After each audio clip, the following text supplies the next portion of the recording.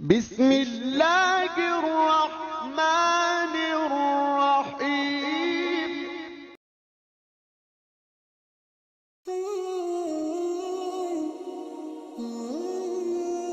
جنت کے حسین مناظر، اور جو شخص اپنے رب کے سامنے کھڑے ہونے سے ہر وقت ڈرتا رہتا ہے، اس کے لیے جنت میں 2 باغ ہوں گے۔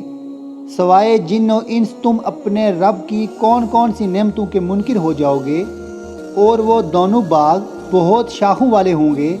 سوائے جن و انس تم اپنے رب کی کون کون سی نعمتوں کے منکر ہو جاؤ گے۔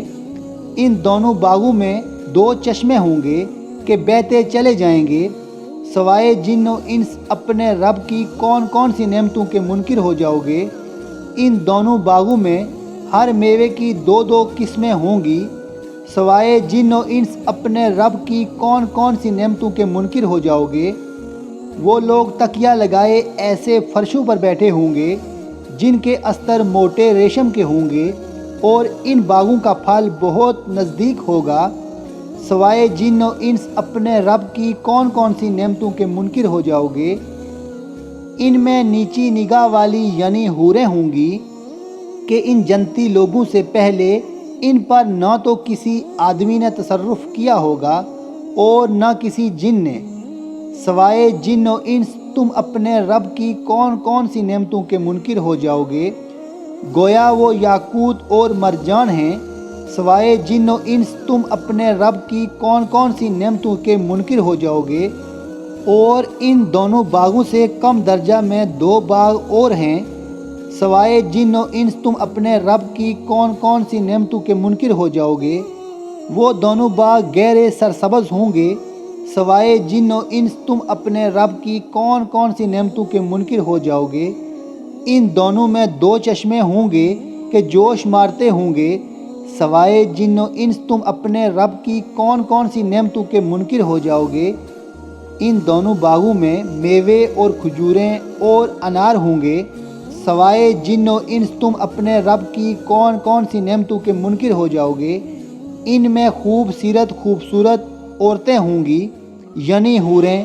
سوائے جن و انس تم اپنے رب کی کون کون سی نعمتوں کے منکر ہو جاؤ گے، وہ عورتیں گوری رنگت کی ہوں گی اور باغات میں خیموں میں محفوظ ہوں گی۔ سوائے جن و انس تم اپنے رب کی کون کون سی نعمتوں کے منکر ہو جاؤ گے، اور ان جنتی لوگوں سے پہلے ان حوروں پر نہ تو کسی آدمی نے تصرف کیا ہوگا اور نہ کسی جن نے۔ سوائے جن و انس تم اپنے رب کی کون کون سی نعمتوں کے منکر ہو جاؤ گے، وہ لوگ سبز اور عجیب خوبصورت کپڑوں کے فرشوں پر تکیہ لگائے بیٹھے ہوں گے۔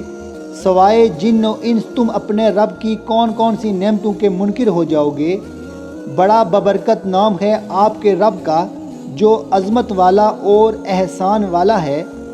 تمام جنت پر سایہ کرنے والا درخت۔ حضرت ابو ہریرہ رضی اللہ تعالیٰ عنہ سے مروی ہے کہ جنت میں ایک درخت ایسا ہے کہ سایہ میں 100 سال تک سوار چلتا رہے گا، اگر تم چاہو تو اور لمبا سایہ ہوگا۔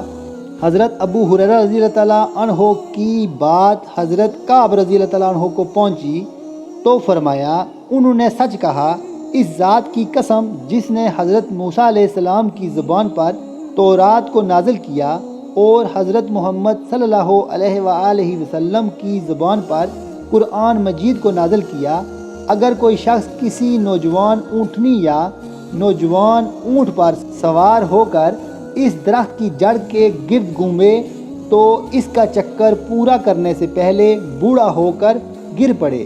اللہ تعالیٰ نے اس درخت کو خود اپنے ہاتھ سے لگایا اور اس میں اپنی طرف سے روح پھونکی۔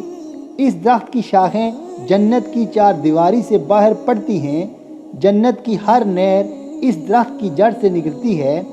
حضرت ابن عباس رضی اللہ تعالیٰ عنہ اس درخت کی تفصیل میں فرماتے ہیں، جنت میں ایک درخت ہے جو اتنی موٹی جڑ پر قائم ہے کہ تیز رفتار سوار اس کی ہر طرف سے 100 سال تک چل سکتا ہے۔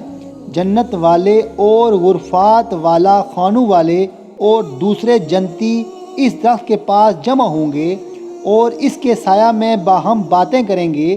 فرمایا کہ ان جنتیوں میں سے بعض کو کچھ خواہش ہوگی اور وہ دنیا کی لہو لہب کو یاد کریں گے تو اللہ تعالیٰ جنت سے ایک ہوا بھیجیں گے تو وہ درخت جو کچھ دنیا میں لہو لہب کی اقسام تھیں سب کے ساتھ حرکت میں آئے گا۔